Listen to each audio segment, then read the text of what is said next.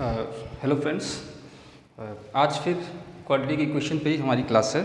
तो quadratic equation already हम लोग कुछ मेथड्स देख चुके हैं किस प्रकार से कैसे सॉल्व किए जाते हैं।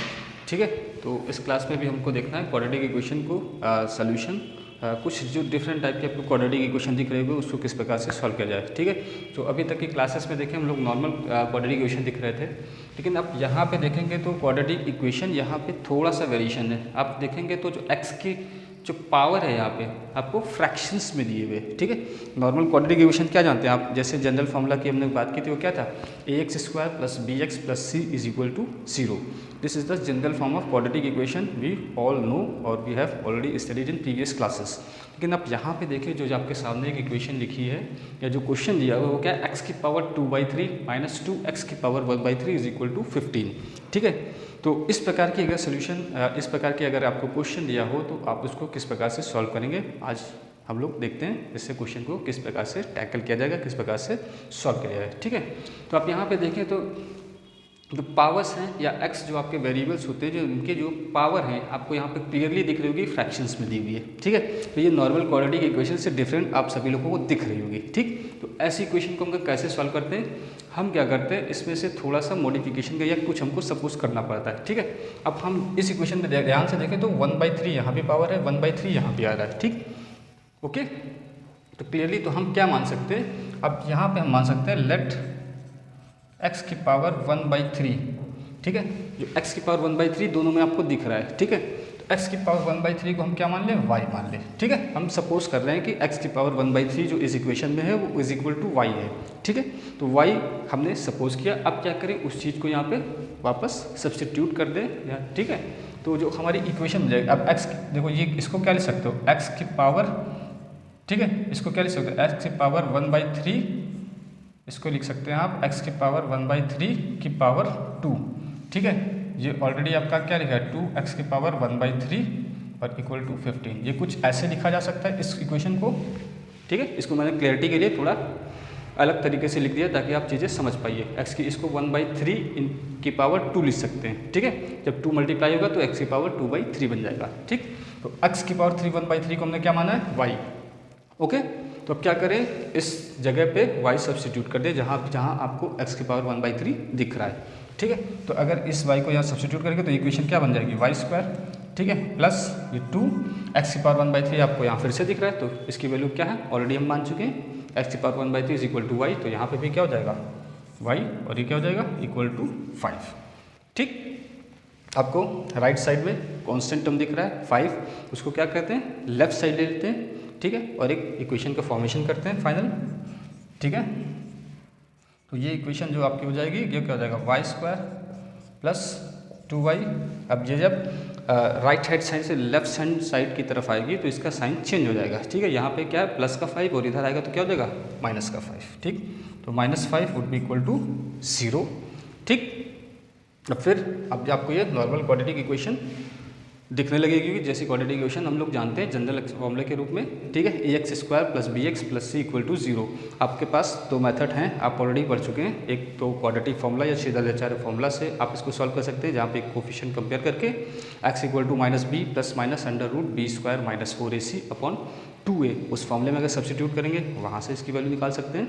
ठीक है, और दूसरा तरीका जो हम लोग फैक्टराइजेशन मेथड जानते हैं उसके थ्रू भी हम लोग सॉल्व कर सकते हैं। Okay, it's up to your wish how you want to calculate it, you already know both the methods. Okay, तो यहाँ फिलहाल हम लोग फैक्टराइजेशन मेथड के थ्रू इसको सॉल्व करते हैं। ठीक है, तो इसका कोफिशिएंट देखें तो यहाँ क्या है, 1 है, इधर क्या है, 5 है। ठीक है, 1 और 5 इनको मल्टीप्लाई करेंगे, 1 × -5। ठीक है, क्या आएगा, -5। क्लियर, 1 × -5 इज -5, और हमको यहाँ पे क्या लाना है। ठीक है, और 5, ओ इट इज 15 नॉट 5। ओके, 15। ठीक, तो 1 × 15 इज एक्चुअली यहाँ 15 लिखा, इट इज 15। Okay, 1 × 15 is -15। ठीक, 1 × 15 इज -15 और -15। अब इसको हम लोग क्या करेंगे, इसको हमको फैक्टर करना है जो कि यहाँ पे 3 बन जाए। ओके, यानी कि कहने का मतलब इसका जो मल्टीप्लिकेशन हो वो 3 आए, मल्टीप्लिकेशन जो हो वो 15 है, 1 × -15 इज इक्वल टू क्या, -15 आ रहा है। ओके, अब हमको 15 के कुछ फैक्टर ऐसे करने हैं जिसका एडिशन या सब्ट्रैक्शन क्या हो 2। ठीक है, तो आप ऑलरेडी जानते हैं 5 3 जा 15। ओके, 5 × 3 15 होता है। ठीक, अब एज इट इज़ इसको यहाँ सब्सटीट्यूट कर दीजिए। 5 × 3 15, और अगर आप 5 - 2 कर देंगे तो क्या हो जाएगा, 5 - 3 कर दीजिए, क्योंकि आपको 2 चाहिए तो 5 - 3 करेंगे तो 2 आ जाएगा। ठीक है, तो ये फैक्टर हमारी इस कंडीशन को सेटिस्फाई कर रहे हैं।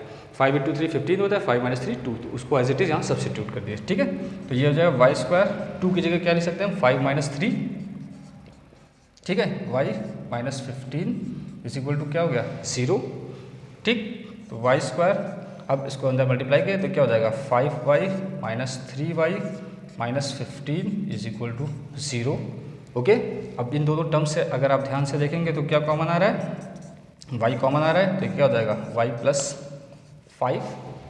ओके, अब इन दोनों में से क्या, दोनों में देखो निगेटिव, यहाँ पे y + 5 है, हमको सेम यही लाना होता है, तो यहाँ से क्या माइनस कॉमन लेंगे तो दोनों प्लस हो जाएंगे, और 3 कॉमन दोनों में आ रहा है, तो 3 कॉमन ले लें तो यहाँ से 3 - 3 निकल गया, तो यहाँ का बचा y, और ये निगेटिव साइन बाहर आ गया, तो ये क्या बचेगा प्लस, और क्योंकि 3 कॉमन लिया है तो 3 याद करने वाले से डिवाइड कर सकते हैं, तो 3 5 जा 15, तो y + 5 इज इक्वल टू क्या हो गया 0।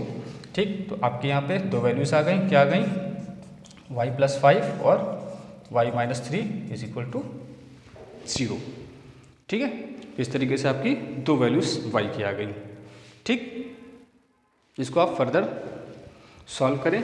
अभी पूरा इक्वेशन या पूरा क्वेश्चन करने का मतलब अभी सॉल्व नहीं हुआ है।